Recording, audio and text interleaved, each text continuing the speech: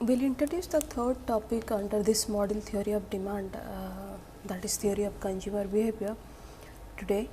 And the session outline for this consumer behavior will be, we'll first look at generally what are the precondition or assumption for consumer preferences, what is utility analysis, both cardinal and ordinal utility analysis.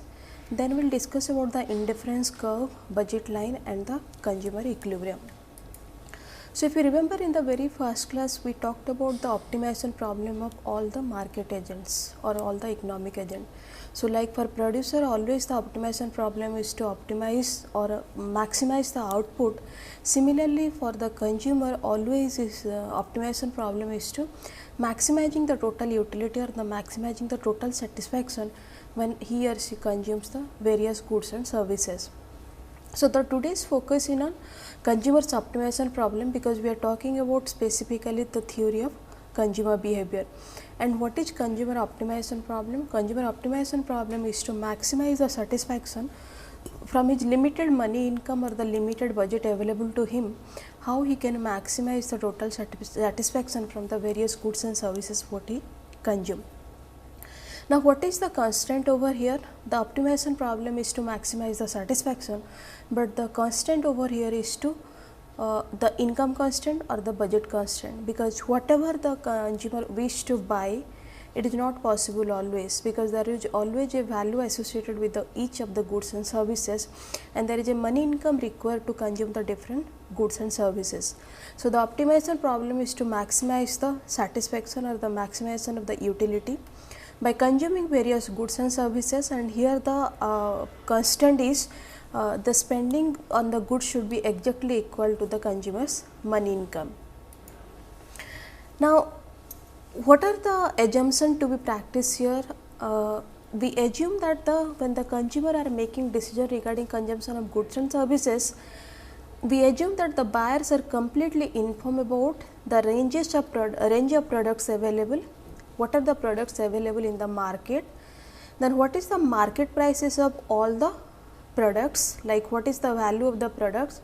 Now, what is the capacity of products to satisfy? This is a subjective term, but we can always bring it to a monetary form. Suppose if you are spending 10 rupees or 100 rupees on a goods, whether the satisfaction or whether the usefulness of the product is worth of the value of the product or not. Like if I am spending 100 rupees on consuming a product, I always look for whether the product has the usefulness or not. Is it worth to produce 100 rupees or not?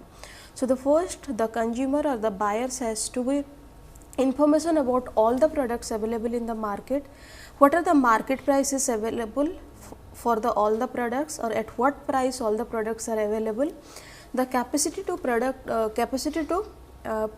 capacity of the products to satisfy, and what is the consumer's money income. This requires that all the consumer can rank all consumption bundles based on the level of satisfaction they would receive from the different unit of consumption. Like if the products are 10 or the products are 20, the consumer can rank all the consumption bundle based on their level of satisfaction. Suppose there are 10 products available to me, and on the basis of my income I can spend only on 2 or 3 products. Now, what is a role of the rational consumer here? The role of a rational consumer here is to first rank on the priority basis that what is the requirement, and second is that what is the usefulness I am getting from each of this product, and after ranking the various product, then only I will see how much I can buy from this different kind of products. So, that requires the consumers can rank all the consumption bundle based on the level of satisfaction they would receive from the different unit of consumption, and all this information will help them to rank all the consumption bundle, like range of product available, price of all the products, the capacity of the product to satisfy, and what is the consumer's money income. There are few assumptions when it comes to the consumer theory or the theory of consumer behavior. First one is the completeness. For every pair of consumption bundle A and B, suppose there are two consumption bundle A and B, and maybe consumption bundle A consider different category of goods, consumption bundle B consider different bundle of goods or the different combination of goods, the consumer can say one of the following: either A is preferred to B, B is preferred to A, and the consumer is indifferent between A and me. What does this imply? This implies that whether it's A or whether it's B, the consumer is getting the same level of satisfaction or the same level of usefulness after consuming the products. That is the reason the first one is since the consumer has the information about what are the goods available under bundle A, what are the goods available under bundle B, and on that basis the first assumption goes that if A is preferred to B and B is preferred to A, the consumer is also indifferent between A and B. Then we have this transitivity. Under transitivity, if A is preferred to B and B is preferred to C, then A must be preferred to C. So, here A is one consumption bundle, B is another consumption bundle, and C is another consumption bundle. So, transitivity assumptions say that if a consumer prefer B to A or B to C or C to B, then A must be preferred to C, because A is preferred to B, B is preferred to C, and A must be preferred to C. The third assumption, or the most important assumption in case of consumer theory, if you look at the non-satiation, it means the consumer never gets satisfied with the consumption of goods and services, and more of good is always preferred to less. The consumer never says that I have enough of this, I am not going to demand for more, I am not going to consume more. So, always they prefer a combination of more goods and services which the consumption bundle consists of, rather than less goods and services what the consumption bundle consists of. So, more is always better, that is according to the non-satiation assumption of the consumer theory. Then we will come to the core of this consumer theory, because if you look at the basis, we are always using the word the consumer should get satisfaction, the consumer should get usefulness, the consumer should make a decision on the basis of the satisfaction what he received from the goods and services after consuming this. So, the core for this is that how to identify or how to measure the satisfaction what the consumer gets from the product. The basis for this is the utility. So, we will come to the utility analysis now. We will define what is utility, we will see what is a utility function and how this utility get used when the consumer takes a decision regarding the product, regarding buying a typical product or not.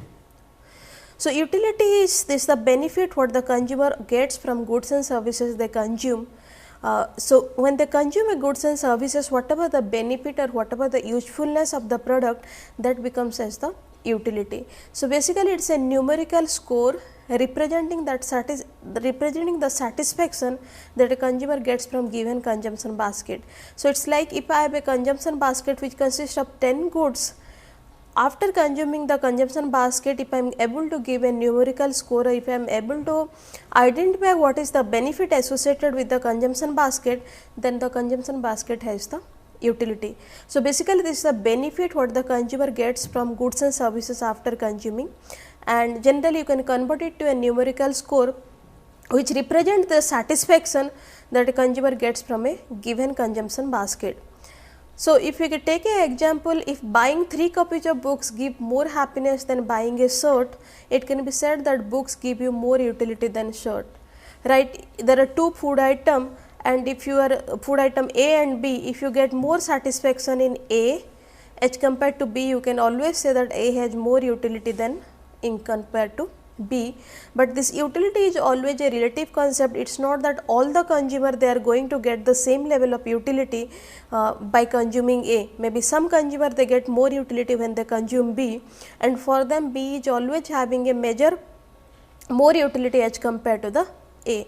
So, utility is the benefit what the consumer gets after consuming a product or consuming a consumption basket, and it can be converted into a numerical score which represents the consumer satisfaction, and on that basis they can take a decision whether to buy this product, whether to consume this product or not. So, what is a utility function? If you are making it to a mathematical relationship, this utility and the consumption of goods and services. So, utility function is an equation that shows an individual perception of the level of utility that would be attained from consuming each consumable bundle of goods. So, whatever we are explaining the numerical score of the total satisfaction. Same way, when you are bringing down its to a mathematical equation, utility is the function of the different goods or the function of the level of utility of the different goods. So, u here is the utility, x and y is the two goods what the consumer is consuming.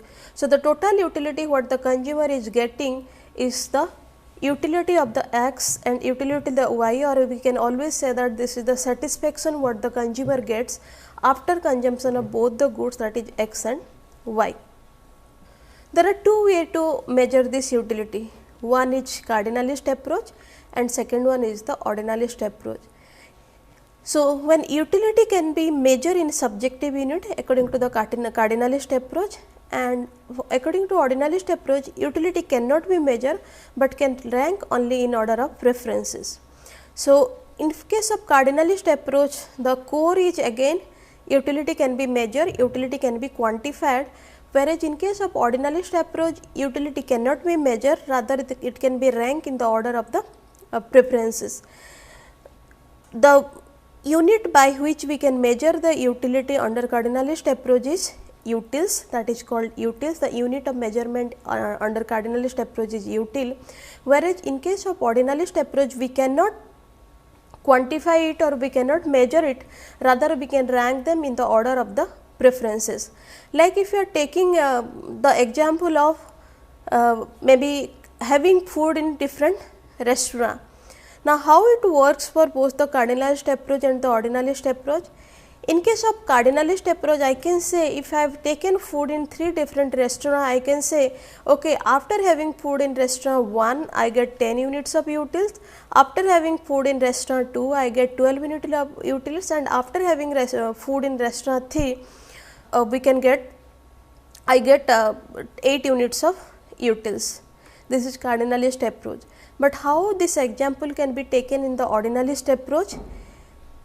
After having food in all these 3 restaurants, if I am asking to give my preference, I will give always third as the first preference, second is the second preference, and first is the last preference, because I have got more satisfaction in having food in third restaurant. So, one is assigning some unit in term of utils, that is cardinalist approach, and second one is that on the basis of the preference I can rank the different goods or I can rank the different products. But if you look at the basis is again same. In first case again it is a total satisfaction represented in utils term, and second is again the basis is total satisfaction which is represented on the basis of a ranking. So, if you take an example now, suppose there are 5 goods x1, x2, x3, x4 and x5, and the second column gives us the utility what we get, that is in case of x1 we get 14 utility, in case of x2 3 utils of utility, in case of x3 10 units of utility, in case of x4 8 units of utility, and in case of x5 17 units of utility. So, if this is the utility what I am getting, the first column always gives us the cardinalist approach, because it is assigning a number to the satisfaction what the consumer is getting from the different unit of goods. But the second one, the second column, that is rank order, in this case if you look at this is the example of a ordinalist approach, because here the number is not given for each goods, rather it is preferred according to the satisfaction or according to the preferences. So, in this case if you look at x5 is given as the first preference, x4 is given as the fourth preference, x3 is given as the third preference, x2 is given as the fifth preference, and x1 is given on the second preference. It means according to the priority, according to the preferences, or maybe according to the satisfaction received from each of the goods, the goods are ranked. And in case of first one, in case of cardinalist approach, it is like whatever the total satisfaction the consumer is receiving after consuming each goods and services. So, if you take an example that measuring utility in utils, that is again example of a cardinalist approach.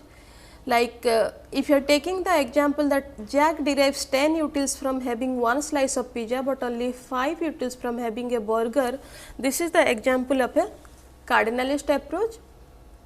And in case of ordinalist approach, we can always take the example like Jill prefers a burger to slice of pizza than a slice of pizza to a hot dog. So, in the first case, in case of cardinal, if Jack is the consumer, we can always quantify in this case that what is the utility he is getting when he is consuming one slice of pizza and what is the utility he is getting when he is consuming one burger. But when it comes to ordinalist approach, we cannot quantify what is the utility, rather we can always prefer, like if you look at Jill here is the consumer, Jill prefers a burger to a slice of pizza. It means he assigned more utility, more satisfaction after having a burger than a pizza, and a slice of pizza to a hot dog. So, if it is between a comparison between a hot dog and slice of pizza, again he give more importance to slice of pizza because he gets more satisfaction from slice of pizza than to the hot dog. So, in the second case, Jill is preferring one product over another product on the basis of the satisfaction he receives, or on the basis of the satisfaction on the basis of the utility what he gets from the different quantity of or different types of goods and services. Now, so when it comes to again the measurement of utility, there are two approach, one is cardinalist approach, second one is the ordinalist approach. If you look at, often consumers are able to more precise in expressing their preferences, like in the previous example, if you look at, Jill is willing to trade a burger for 4 hot dogs, but she will give up only 2 hot dogs for a slice of pizza. So, look at the trade now, they are very all the rational consumer, they are very precise in expressing their preferences, which products they want and which products they can give up. So, if you are taking a case of Jill, she is willing to trade a burger for 4 hot dogs, but she will give up only 2 hot dogs for a slice of pizza. She is ready to forego 4 hot dogs for 1 burger, but 2 hot dogs only for the slice of pizza. It means he prefers burger more than pizza, and we can infer to that to Jill, a burger has twice as much as utility as slice of pizza, and a slice of pizza has twice as much as utility of the hot dog, because he is exchanging 4 hot dogs for 1 burger and 2 hot dogs for 1 slice of pizza. So, when it comes to measurement of utility, for him the highest utility is always the burger, the second highest utility is the pizza, and third utility is the hot dog, because he is ready to sacrifice 4 hot dogs for 1 burger, 2 hot dogs for 1 slice of pizza. So, burger has twice as utility as the slice of pizza, and slice of pizza has twice as utility as the hot dog, and he can, when it comes to ranking the preference, he can always say the Jill can always prefer the burger, then pizza, and then the hot dog. Then we will see what is the total utility. We will introduce two new concepts here, one is total utility and second one is the marginal utility. Now, what is total utility? Total utility is the total utility of a consumer derives from the consumption of all the units of goods and services, or a combination of goods over a given consumption period, ceteris paribus. All other things constant, total utility is nothing but the total utility of the consumer, what he or she gets after consuming all the units of goods and services. And what is marginal utility? Marginal utility is the additional utility that a consumer derives from the after consuming goods and services, any additional unit of the goods and services. So, marginal utility is the utility a consumer derives from the last unit of consumer good she or he consumed during a given consumption period, ceteris paribus, all other things remaining constant. So, if you plot it, the total curve, the total utility curve is from the total utility curve we can get the marginal utility curve, and this is nothing but the change in the total utility when there is change in the quantity of the consumption. So, if there are 10 units to consume, the marginal utility between the 9th and 10th is always what is the last additional unit of utility the consumer has added to the total utility after consuming the last unit of the product. So, total utility is the sum total of the utility what the consumer gets after consuming all unit of goods and services, and marginal utility is always the additional utility to the total utility when the consumer consumes one more additional unit of the goods. So, if you graphically represent, then total utility is generally take a inverted U shape. Initially it increases, reaches the maximum, then it decreases, and marginal utility is generally the slope of the total utility. So, that is the reason if you look at marginal utility start at a higher level and then slowly decreases and then it reaches 0. We will see why the shape of the total utility is like this, why it increases at the beginning and why it decreases at the maybe after reaching the threshold level. And to a simply maybe a simple version of this marginal utility is thus the slope of the total utility. So, initially the marginal utility, if you look at marginal utility decreases and then it reaches 0 and then it goes to negative. That means there is a decreasing slope of total utility. Even if total utility is increasing, it is increasing at a decreasing rate. Then when it decreasing, then marginal utility goes on a negative direction. Now, what are the assumption of this total utility curve? As the quantity consumed per period increases, total utility increasing at a decreasing rate. So, when there is more and more quantity, if the consumer is consuming more and more of the goods, generally the total utility increases at the decreasing rate. So, utility, some utility, the benefit the consumer is getting, but whatever he was getting earlier, that becomes less now. When total utility reaches maximum, it attains the satiation quantity. So, if you look at the top point, maybe when it has stopped increasing, that point the total utility reaches maximum, and that is the satiation quantity, or that is the threshold level up to which the consumer gets the satisfaction. Total utility declines if more quantity consumed after the satiation quantity. So, if you look at how this total utility and marginal utility they are related, here suppose if you are considering total utility, this is the quantity of the good getting produced. So, initially it increases, then it reaches the maximum and then it decreases. So, corresponding to this, our marginal utility initially decreases. So, corresponding this, when this is maximum, we get a 0 marginal utility, and after that this is negative. Okay. So, how these two are related? Initially total utility increases at the decreasing rate, reaches the maximum, and after this total utility decreases. Corresponding to this, the marginal utility is decreasing up to the point total utility is increasing at the decreasing rate. Marginal utility is nothing but the slope of the total utility. So, if the slope is decreasing, similarly the marginal utility has to decrease, and that is the reason marginal utility is reaching at this point 0. Then when it is maximum, marginal utility is 0, and when it is decreasing, marginal utility is become negative. So, from there the concept of actually the diminishing marginal utility comes. And what is diminishing marginal utility, or why we get a negative slope of the total utility? Over a given consumption period, the more of a good the consumer has or has consumed, the less marginal utility and additional unit contribute to his or her overall satisfaction. Alternatively, we could say, over a given consumption period, as more and more of a good is consumed by a consumer, beyond a certain point the marginal utility of additional unit is begin to fall. So, if you look at why the total utility is decreasing, like take a small example of the consumption of coffee or tea.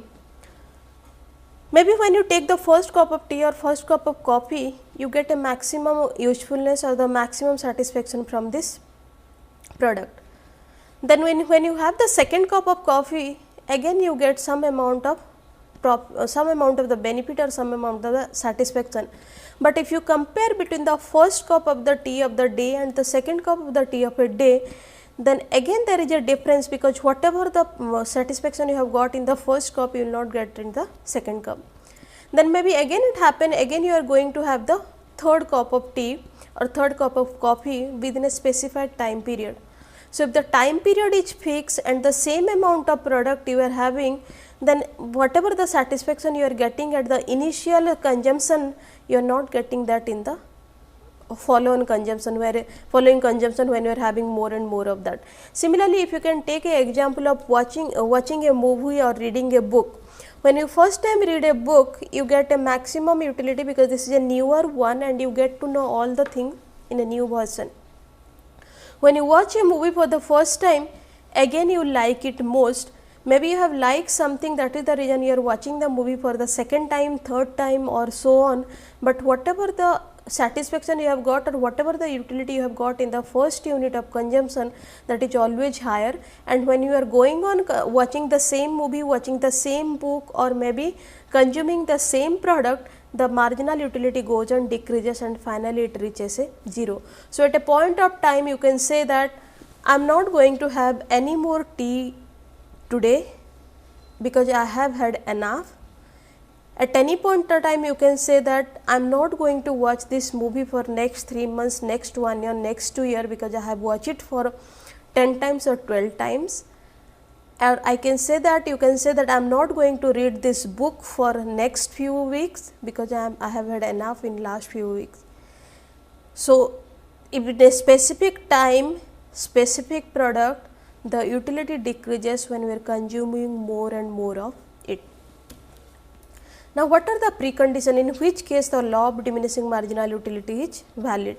The unit of consumption must be standard one. Means if you are taking the example of a book, if you are taking the example of a movie, if you are taking the example of a coffee or tea. In this case, if the first time you are having just half cup of coffee, second time you are having a quarter cup of coffee, third time again you are having less of it, the possibility is that you may get still the same amount of satisfaction what you would have got in the first cup of coffee. So, the unit of consumption should be standard one, otherwise this law of diminishing marginal utility is not going to be valid. Or like if you take the example of a movie or if you are taking the example of a book, you can always say that you have to read the book full, you have to watch the movie full, not only part of it. If you are watching part of it, again you can get the same utility level if you are watching a different part, maybe next few hours or next few days. So, unit of consumption has to be standard one, then only the diminishing marginal utility has to be valid. Consumption must be continuous, you cannot give a gap. Suppose you are having 1 cup of tea in the morning and 1 cup of tea in the afternoon, again you will get the same level of satisfaction. So, in this case law of diminishing marginal utility is not valid because the consumption is not continuous. If you are giving a gap, the possibility is that you are getting the same level of satisfaction again. The taste and preference of the consumer should remain unchanged during the course of consumption. So, if you are generally having coffee or if you are generally having tea, your taste should not change during the course of consumption. If you like the product, then only you are consuming it. So, that should be there till the end of this consumption period. The goods should be normal, not addictive in nature. Like if I am addicted to coffee, if I am addicted to tea, if I am addicted to smoking or if I am addicted to liquor, I will go on consume, I will not get the less satisfaction because I am addicted to it. Someone is addicted for smoking, so more they consume, more satisfaction they get. Someone is addicted to tea, more they consume, more they get satisfaction. Someone is addicted to liquor, more they consume, more they get the satisfaction. In this case, the law of diminishing marginality is not going to valid because these goods are not normal, they are addictive in nature. So, one of the precondition for the application of law of diminishing marginal utility is the goods should be normal, not addictive in nature. So, like if you are taking a specific example, you are taking two products, one is the maybe the paper vending machine, another is the candy vending machine. So, if it is a simple question, how many people take more than one paper from the vending machine? Maybe the answer is none of them, because if you take the newspaper, it is a durable goods, you go on reading for the throughout the day, you do not require a second set of newspaper. But when it comes to candy, maybe again people they go on dispensing candy because maybe they are having one, now they are having maybe one later. So, in both these cases if you look at there is a case of the diminishing marginal utility, but in case of diminishing marginal utility that comes at the very first unit in case of the newspaper, but for candy it comes at a little later because they go on consuming candy till the time the marginal utility is not reaching 0. But if you have already taken a newspaper from the vending machine, the second one is again will not generate any level of utility because you are always having the similar one for the first time. You are not going to consume again and again the same newspaper even if you are getting a chance to get it from the vending machine. So, these are the typical examples that how the law of diminishing marginal utility is valid. As the consumer consume more and more of a specific product, the utility generally goes on decreasing. Then we will take a numerical example that how this total utility, marginal utility they are related. So, in the first column we have Q, in the second column we have total utility. Q is the total product that is getting consumed, second column this is total utility, third column we have the marginal utility. Total utility in general increases with Q. So, if you look at from unit 1 to unit 4, the total utility is increasing. At some point total utility can start falling with the Q. So, if you look at from Q from 6, total utility is decreasing. Between 4th unit and 5th unit total utility is constant. Marginal utility is, if you look at it, goes on decreasing from the beginning. If total utility is increasing, marginal utility is always greater than 0. That is evident in the 5th unit because total utility is increasing and marginal utility is greater than 0. When total utility is maximum, beyond this the marginal utility is 0 and the negative.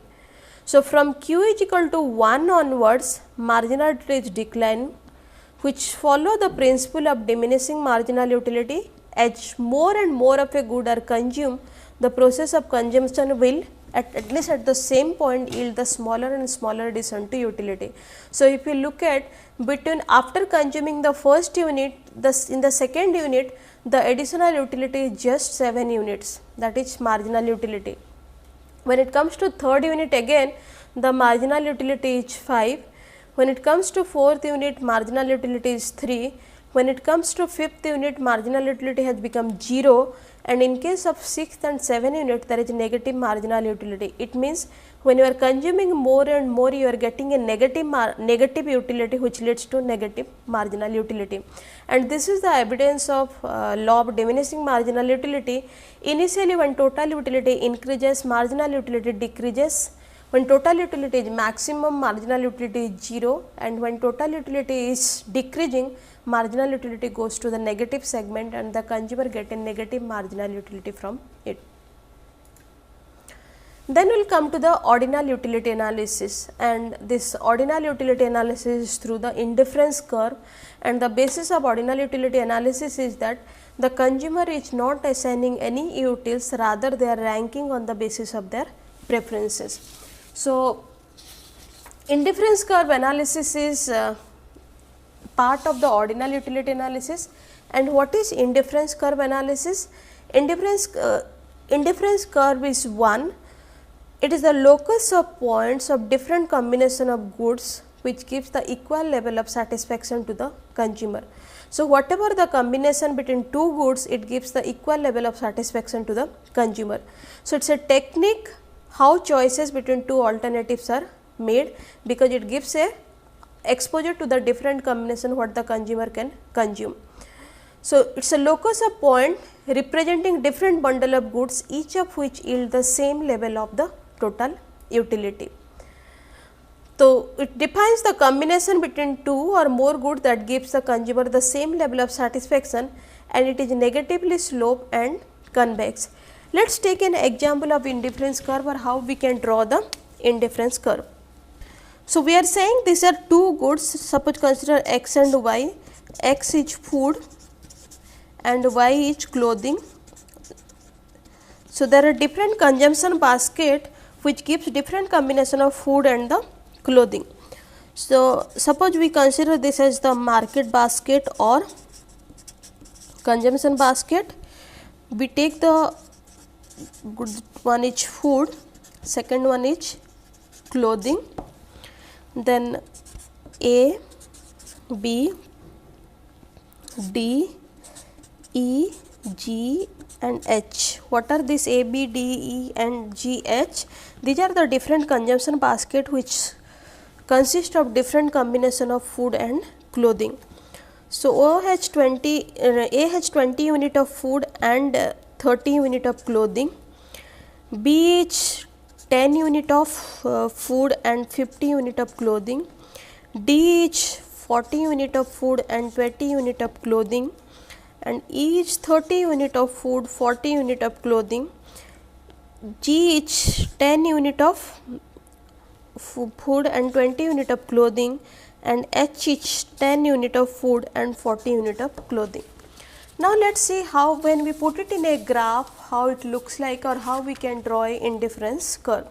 So basically this is a market basket which consists of both the goods, and what are the two goods here? Food and clothing. So if you are picking up A, it gives one combination of food and clothing. If you are picking up B, it gives another combination of food and clothing. If it is E or G, it gives again another combination of food and clothing.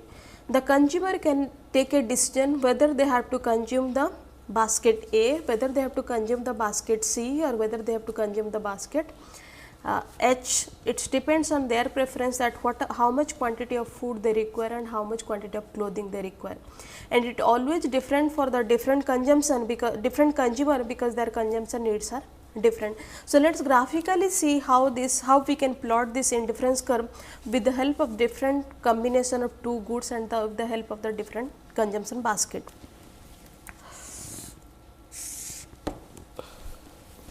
So suppose we can take food here in x axis, clothing here in the y axis.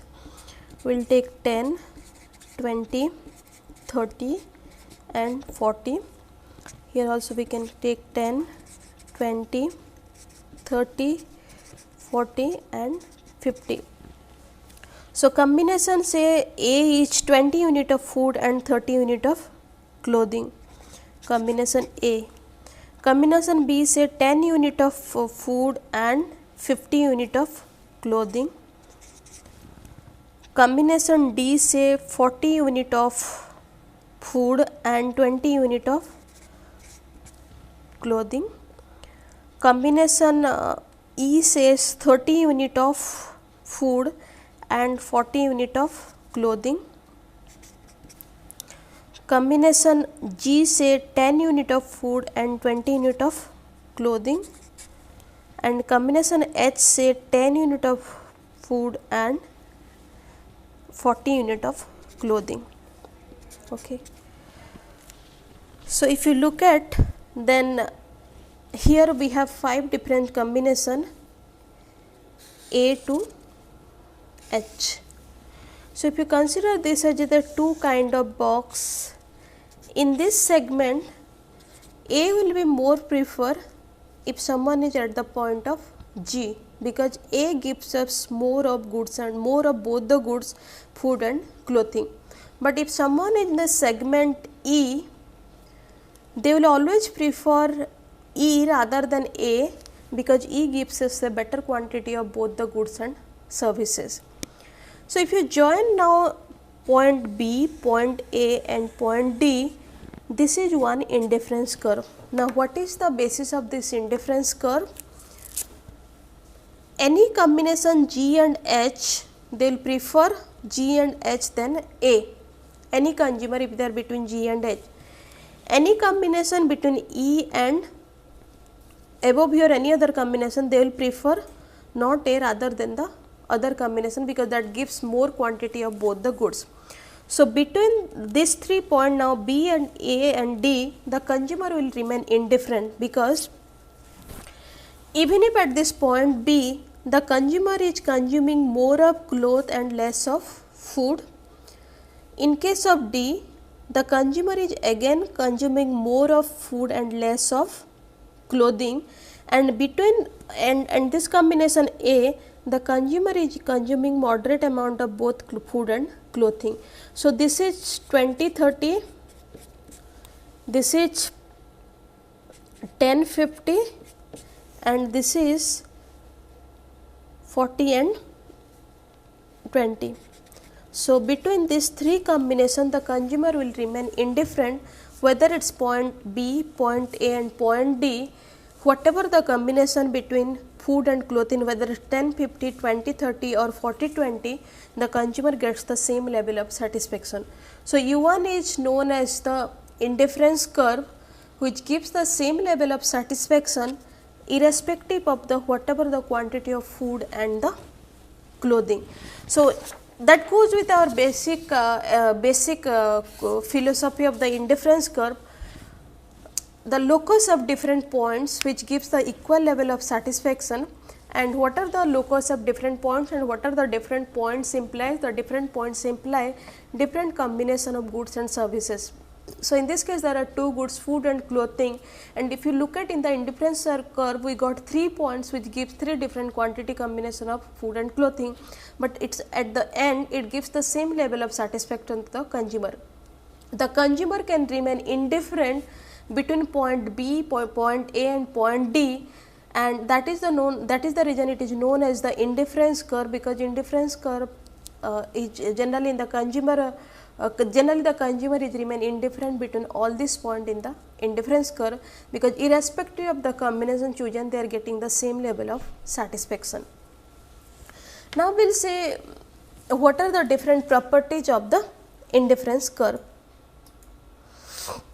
The first property of the indifference curve is that it will be downward sloping. Now, why it should be downward sloping? If they slope upward, they would violate the assumption that more is preferred to less. Now, if you are saying that this is the indifference curve, suppose here it is x, here it is y, each point of the indifference curve gives a different combination of two goods x1, suppose this is y2, this is y3. So, this is point A, this is point B, this is point C. Why the indifference curve is negatively sloped? The slope has to negative because at any point of time if the consumer is moving from point A to point B, he is consuming more of x and less of y. So, this more of x is by sacrificing some amount of y here. Similarly, for if the consumer is moving from point B to C, he is consuming more of x and this more of x by sacrificing some amount of y. If the consumer has to be at the same indifference curve, when they are consuming more of one commodity, they have to reduce the consumption of the other commodity, then only they can be indifference between different combination. And that is the reason when they are consuming more, they have to sacrifice some unit from the other goods. The indifference curve is negative slope, and that is first property of the indifference curve, that the indifference curve is downward sloping, and if they are sloping upward, if it is a positive slope, then from one point to another point it is two different quantity and it gives a higher level of satisfaction, and the consumer is not in between the indifferent between all this combination. Then the second property is that indifference curve must be convex to the origin. As more of one good is consumed, the consumer would prefer to give a fewer unit of the second good to get additional unit of the first one. As food become less scarce, he or she would give up less clothing for the additional food. So, if you are taking again take the example of the same graph, initially in order to get this much an amount of x, the consumer was ready to sacrifice this much unit of y. Then to get more unit of x, the consumer is sacrificing some unit of y, which is again less than the first one.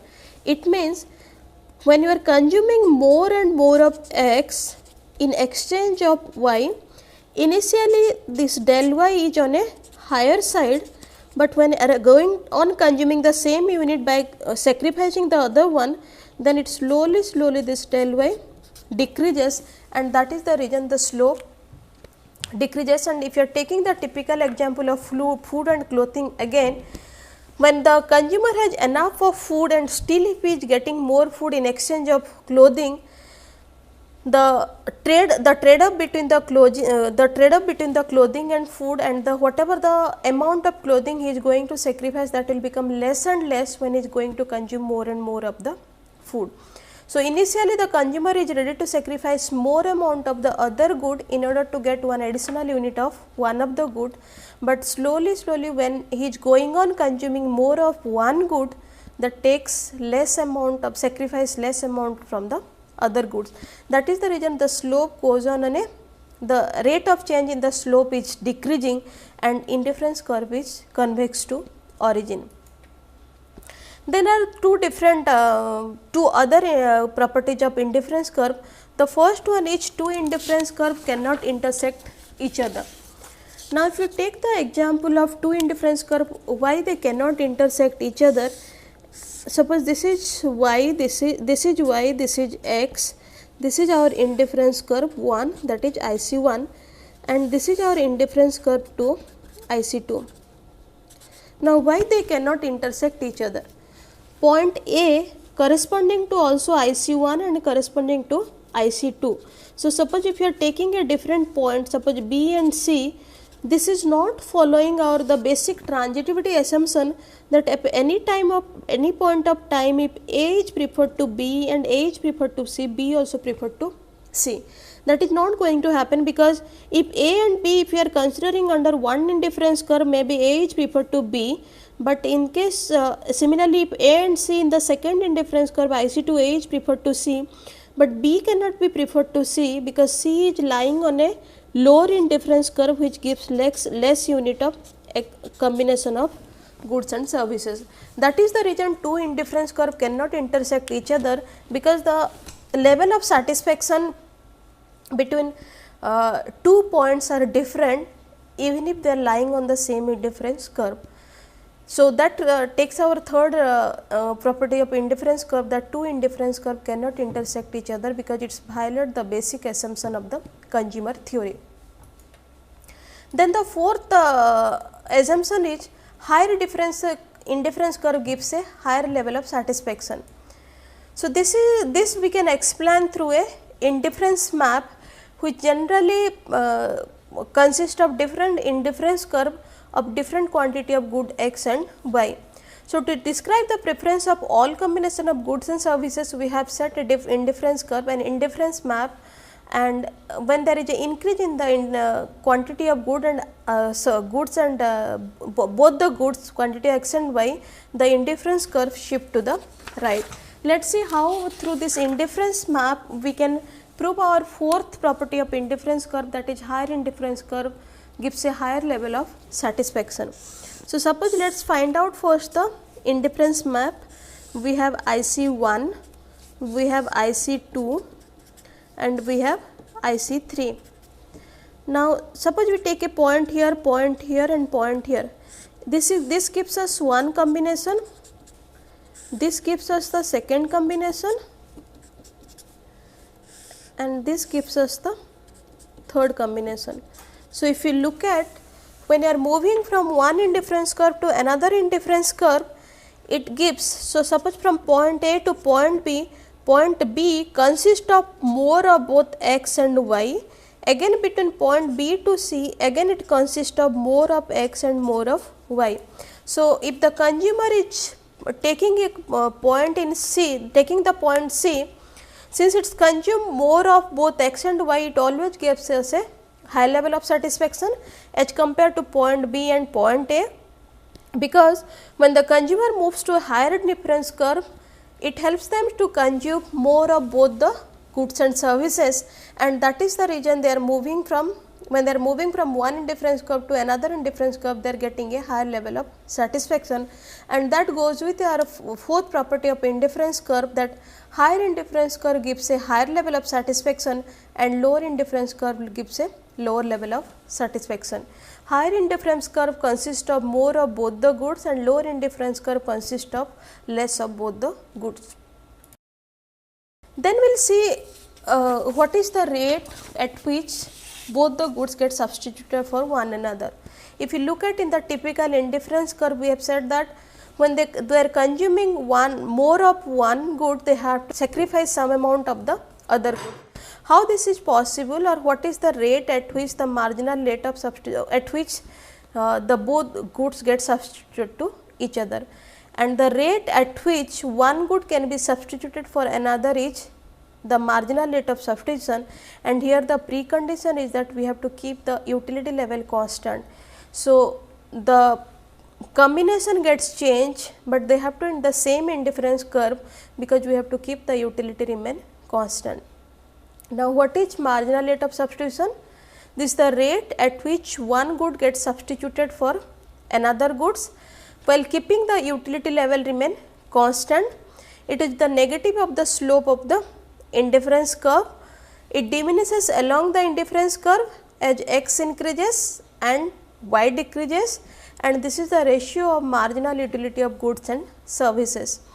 So, marginal rate of substitution is the change in the y with respect to change in the x, and this can be also considered as the marginal utility of x and y.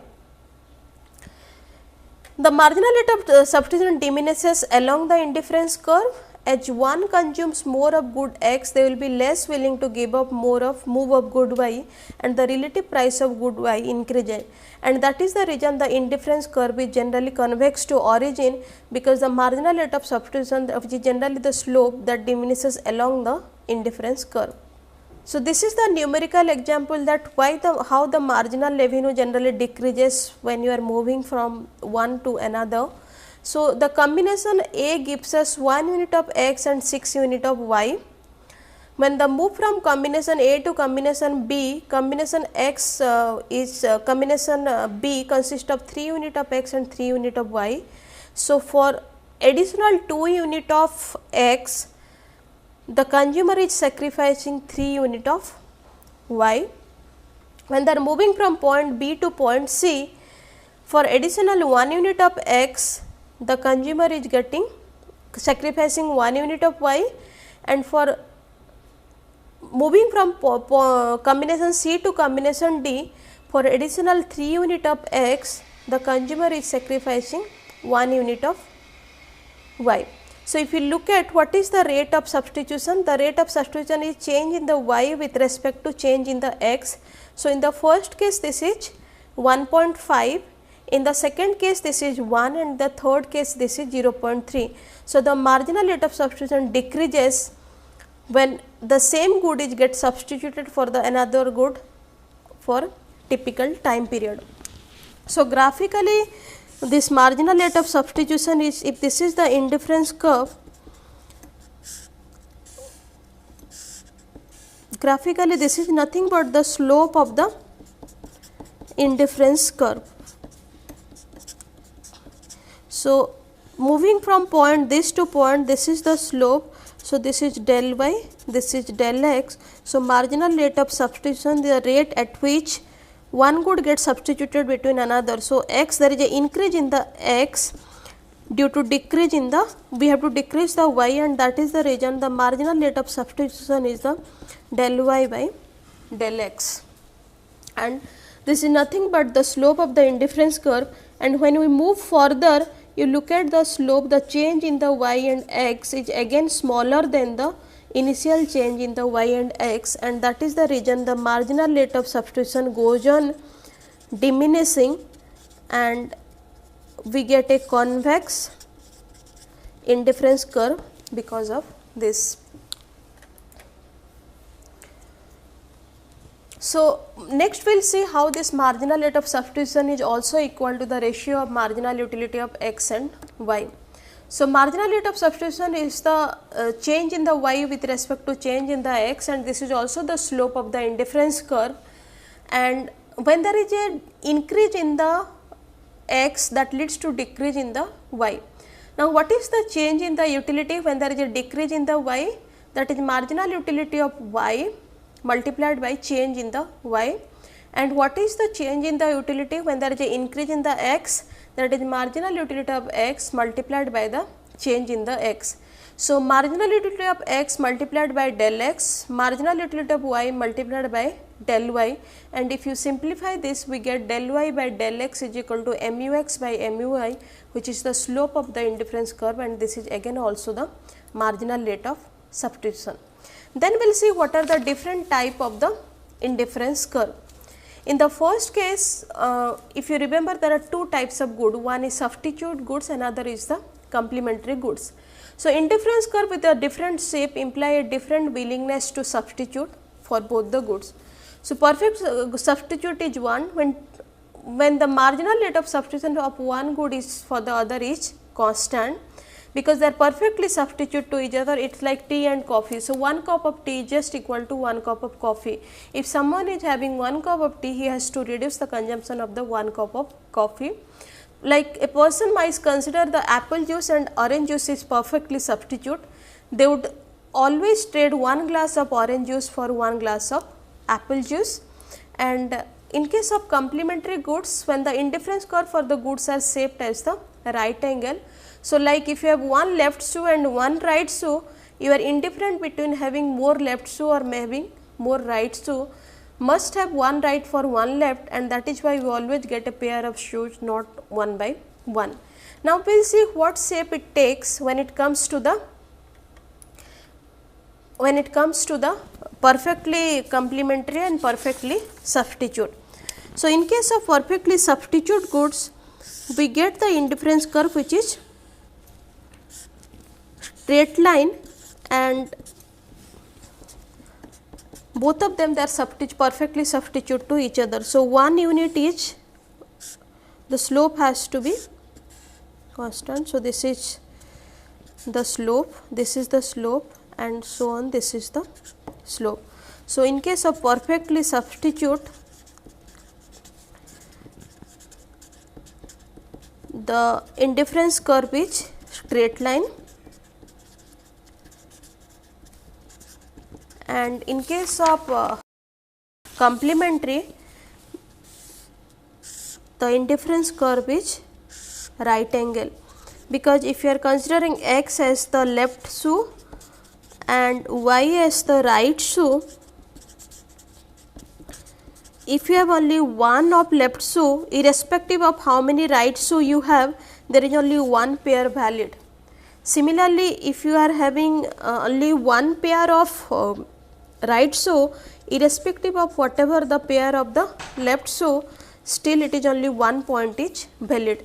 Similarly, if you are getting another indifference curve when you have two units of both left hand and left shoe and the right shoe, in this case again you get a indifference curve which is at a higher level, higher satisfaction, but it still gives the only one valid point where there is a matching between two products. So, because it will not have any effect even if you have 10 left running shoe and you have only one right shoe, and if you have 10 right running shoe, you have only one left running shoe.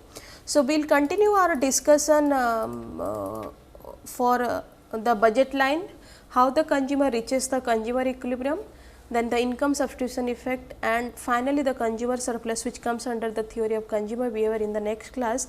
And these are the session references for this specific session where we discuss about the utility analysis and indifference curve analysis.